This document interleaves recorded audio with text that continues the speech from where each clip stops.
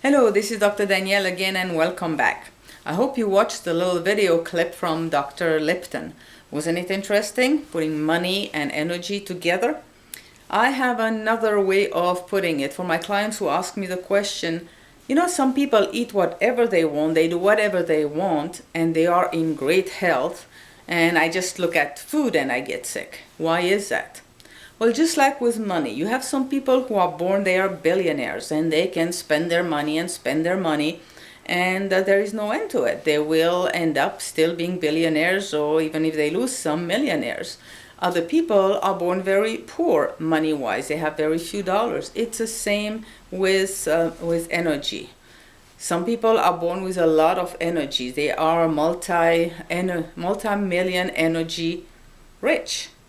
So if they lose money, if they lose energy, they still have a lot. That's why they can do so much. Let's take an example. Let's say that you have a bank account of energy. And some people are born with a huge bank account of energy, and some are born with very little.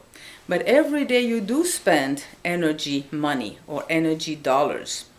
During my workshop, I used to make little coupons that people actually played the game. So just imagine you wake up in the morning and you're not in a good mood because you remember the quarrel you had with your spouse or your children the day before. And as you think about it, you have like 20 energy dollars that's already spent on negative thoughts. Now you prepare breakfast and for some reason you're nervous, you break a plate. 10 energy dollar is gone. Then you get ready to go to work and you get stuck in traffic and it really bothers you. Another $20 energy dollar is gone. So let's say that every day you get 100 energy dollar, and it's the same for everybody. If at noon you've spent your 100 energy dollars, you have to go into your bank account, your savings, and start withdrawing from that saving. Well, if you were born with a huge energy amount, then you can do a lot of withdrawal. That's not so much of a problem. But if your genetic was not as good and you were born with a much smaller savings account, as you keep doing the withdrawal, eventually you're not going to have much in your savings. Once there is nothing left in your savings, that's when sickness starts to happen. You don't have enough energy to live. You can't live on those $100.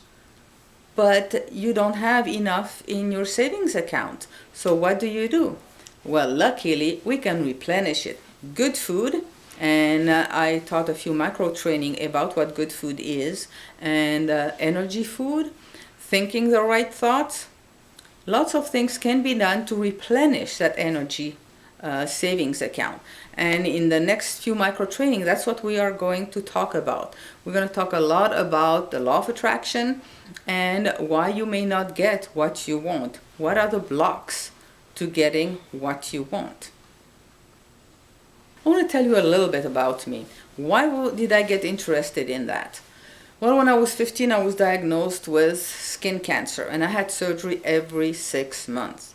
When I arrived at 18, I had surgery everywhere, and they were digging deeper and deeper because the cancer kept coming back.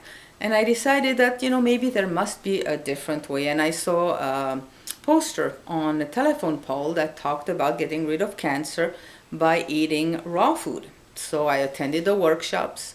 Then I took some of what I learned there, not everything. Then I saw another poster that talked about macrobiotic that would cure cancer. So I went to the workshop, and there you had to cook everything. You cooked your fruits, you cooked your lettuce. So I took some of that stuff too. I never went back to the surgeon, and obviously I'm still here. I was also interested in the mind. During my life, I had several health challenges, and I used the nutrition principles I had learned and that I talked about, and also the mind technique, and I kept learning newer and newer mind technique. I had a wonderful childhood. I spent a lot of time traveling. I traveled through Europe, the Middle East, India. I loved it. I came to the United States in 1979. And for some reason, I got married to a very abusive guy. And for 20 years, I was isolated, beaten, raped. From the free and happy person I had been, I became a doormat, fearful of everything. But deep, deep inside of me, I knew there was a better way to live. And I kept learning and seeking a new solution to my problems. That's how I came about learning to use my mind differently, the subconscious mind, the tapping techniques, and different things. So every technique, strategies that I'm talking about is what I use to pull myself out of where I was to where I am now. Everything has been tested and tried in some of the hardest circumstances you can imagine.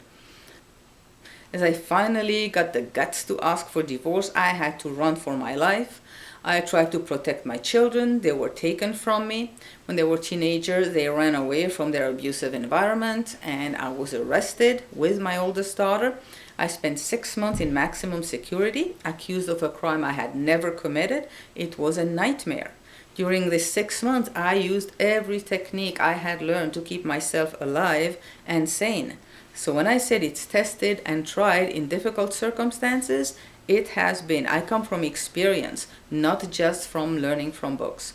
So we're going to learn more about why did all these negative stuff happen to me. I had that wonderful childhood. The law of attraction was working wonders for me initially, and all of a sudden it seems it turned against me. Why did that happen? Well, I had to learn about the blockages of the programs in the subconscious mind. And that's what we're going to spend several micro-training dealing with. I'll see you later. So in the meantime, review some of the technique. Be sure that you're doing something good for you nutritionally. And I'll see you next time.